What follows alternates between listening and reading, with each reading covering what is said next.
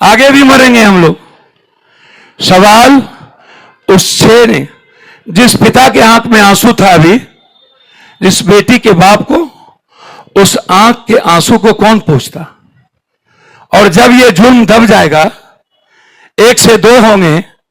भगत सिंह मेरे घर में पैदा हो ना हो, पड़ोसी के घर में पैदा हो, और आजकल के लड़के ड्रग्स में इन्वॉल्व हो, इकोनॉमिकल फ्रीडम की बात करे और ह्यूमैनिटी की बात ना हो, एक ऊंचे एजुकेशन की बात ना हो, ऊंचे आदर्श की बात ना हो, ऊंचे मूल्यों की बात ना हो, A+² - 2B², एक रट्टू माल हम बनते चले जाएं, एक रिवोट बनते चले जाएं, हमारे भीतर दूसरों की खुशियों के लिए मरने का मादा ना हो। आज यह खाप पंचायत दुष्यंत जी के लिए नहीं है। यह खाप पंचायत इस हरियाणा में जो आतंक का माहौल है, जो जुल्म का माहौल है, जो इंसानियत पर हमले हैं, जो हमारी पगड़ी पर हमला है, जो मेरी ताकत पर हमला है, और जिन्होंने मेरी ताकत को देखने के बाद भी हमें कमजोर समझा है, उसे एहसास कराना है यह ताकत सर्वश्रेष्ठ भी है। तुम्हारा आतंक को मिटाने की यही खाप पंचायत ताकत रखता है। ये उसी के लिए हिस्सा है। इसीलिए हम उस 6 आदमी का सवाल नहीं है, एक जुल्म का सवाल है, एक जुल्म को मिटाने का सवाल है।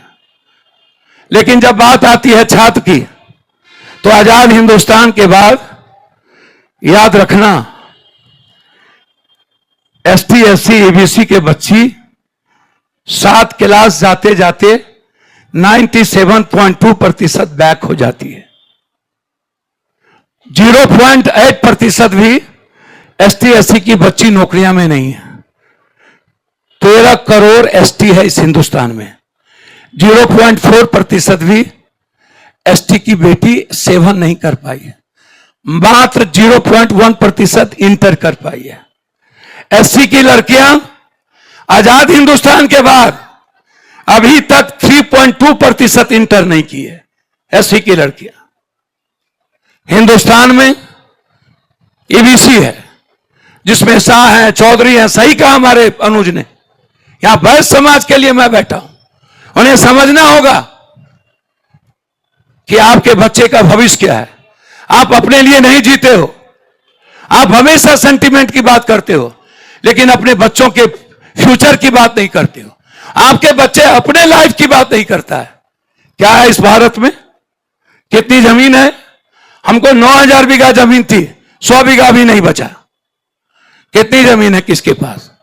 हम भारत घूमे हुए हैं, हमने देखा है हालात क्या है किसानों के, कितने जुल्म होते हैं किसानों पे।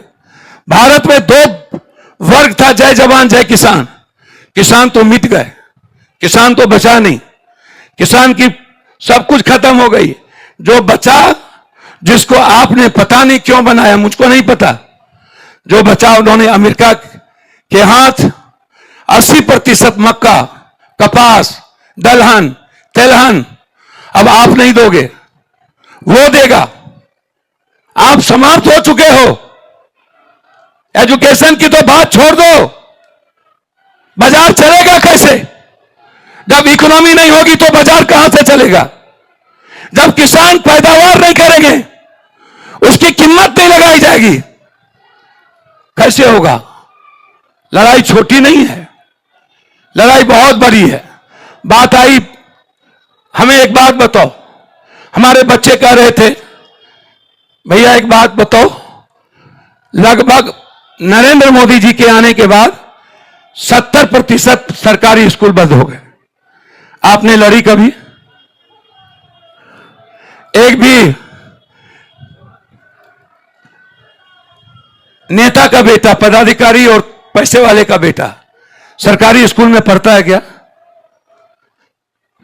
यह कानून कौन लाएगा?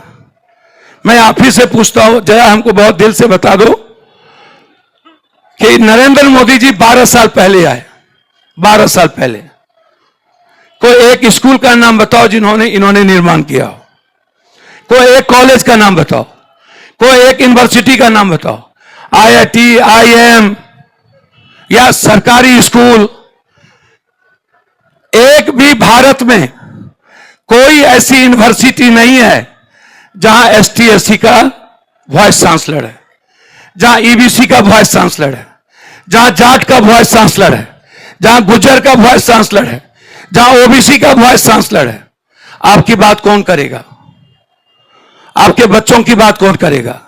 जो प्रोफेसर कॉपी जांचता है वहां जाट है ही नहीं।